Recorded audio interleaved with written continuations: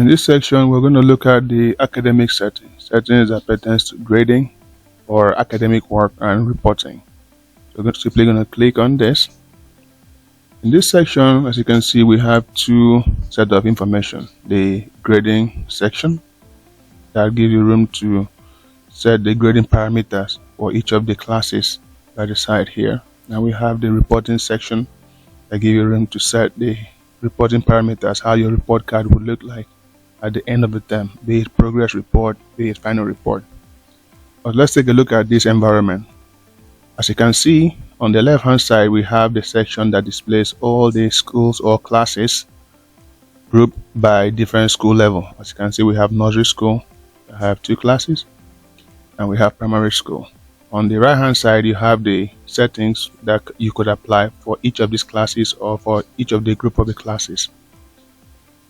And below the classes, you see the statistics or the stat that gives you information regarding what you've done so far. As you can see, for instance, only the first 2 classes here have been assigned some settings and 50% had been completed. Also, when we switch to the reporting, you'd see the same thing here. Only 2 classes have been assigned some reporting settings and about 50% have been completed. To search for a particular class, you can use this search box here to filter, assuming you have plenty classes that are beyond these numbers that are shown here. On the right hand side, for grading, you can see you have your score rounds settings. These settings allow you to detect if your score should be approximated to whole numbers or to one place of decimal. We strongly advise school to work with decimal places like one here. And we have the academic manager. Every school should have an academic manager. In this case, a manager is more like principal, headmistress, most likely a non-teaching staff. So every classes must have that manager, especially because in the report card you may want the manager's information or manager's comment to appear there. So we have to assign them the manager. Then you also have the subject grading system. In the subject grading system, you have to set up your grade system or grade scheme, and also the continuous assessment and exam scheme. You also have the B&S system. If your school deals with behavior and skills, it's optional. You can provide the behavior system here. Also provide the skill system. You also have the attendance system. For you to make these settings to work for each classes, note that previously it is assumed that you have set up your grading system for subjects, behaviors, and attendance. I probably have your subjects and your classes set up. Alright, so how do we set up? You can set up these settings for each classes by simply checking each class. When you check, it means you are trying to set up for this class.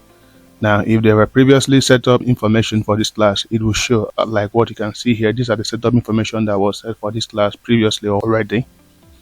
You can also select more than one for each school level and set up at once, so you don't have to waste time, especially if the classes share the same grading parameter, in this case here. You can simply use this button here to check all the classes within a particular school level, or you can use this button also to check all the classes for a different school level before you make the changes. Note that before you make any changes to the right, you must select one or more classes and apply your changes from your right to each of the selected classes. As you keep applying your changes, it will reflect the percentage of completion you've done. So far, we've done up to 50. Let's assume I'm 20 for this class here, for this primary school here. As you can see, but primary school doesn't have any grading system, so we're going to simply stick here. Like, these are the grading systems that existed or that were created for nursery school. That's why you can see them here, and from here you can make your selection for each of them. You can also, like for the academic manager, because we have only one so far added for this school, that's why you can see only this academic manager is here. If we have more than 1 or 20 of them, see plenty of them here, you can search and from there add the academic manager for the school. Once you're done here, switch to the reporting. Let's go through a very simple one here, like this one here. We're trying to go for this class here. Note that whenever you change the continuous assessment and exam system for the selected classes, for instance, I uncheck this, the system will give you a feedback that says change of CAE scheme requires update for reporting headers in class report section. What it's trying to tell us here is that anytime you change the grading system for classes like this and the continuous assessment, it normally affects the report card, because in most report cards you want to display, let's assume test 1, test 2, test 3, exams total. Those are some of the headers that you will probably want to see in the report card, so it will affect the report headers for those classes. So what you need to do when you are done from here is to switch to the reporting section, pick the classes. Beyond setting up other information, you have to go to the headers. For instance, we have the final report subject header, which are the headers that will appear in the final report. Previously, because of the changes we made in grading, they were removed. The settings for the final report subject main header were removed. So we have to reselect it again. In this case, we probably want to see test 1 show up, want to see exam show up in the final report of a student and the total report. And in terms of the progress report subject header, we'll probably want to see test 1 only. We don't want to see exams and total score. We also have what we call final report subject score additional header. As you can see, we have here class subject average, we have subject performance, we have highest subject score, we have lowest subject score, we have subject position, we have grade. If we scroll down, you see other ones like remark and comments. These are additional headers if you want to apply it to a class or classes. As you can see, these are selected for Nursery 1A and Nursery 1B. Same thing applicable to progress report, but progress report will only have one, in this case subject performance. Additional information for reporting are 1. Showing the non-offered subjects. In this case here, what you simply want to do is, for some classes, for instance, in most schools, secondary schools, some students may not offer some subjects in classes. So if you want the report card to show the non-offered subjects, you probably want to check this.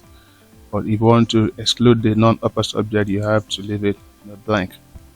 We also have what we call skip position gap, when 2 or more student performance share the same class position. For most schools that display class position like 1st, 2nd, 3rd, 4th, 5th, down to any number of students in that class, we came up with this feature because for most schools, example, you have a school that have 4 students in a class. That means definitely at the end of the term, we are expecting position of 1st, 2nd, 3rd, and 4th. What if the first 2 students took first? That means most likely, by default, NESA would consider the 3rd student as 3rd position and the 4th student as 4th position. But most schools might want to skip that gap. They probably don't want that gap. So the 3rd student should be at the 2nd position and the 4th student should be at the 3rd position. So if you want to skip that gap, you don't want that gap to be there. So you simply have to check this button here or check this option here so that such gap will be skipped. For some schools, they might choose to make some money on their report cards by saying, oh, student, for you to check your reports, you must buy scratch card or scratch pin. If your school is one of such, you simply need to activate the use of scratch card for final report or final result checking. So when you activate this feature and generate reports for the student end or parents end, those reports will be locked and will require students to buy scratch cards from you as admin or from school and to check their reports. These are the settings that are applicable to reporting and also applicable to grades. When you make your settings, you can click save. I'm here.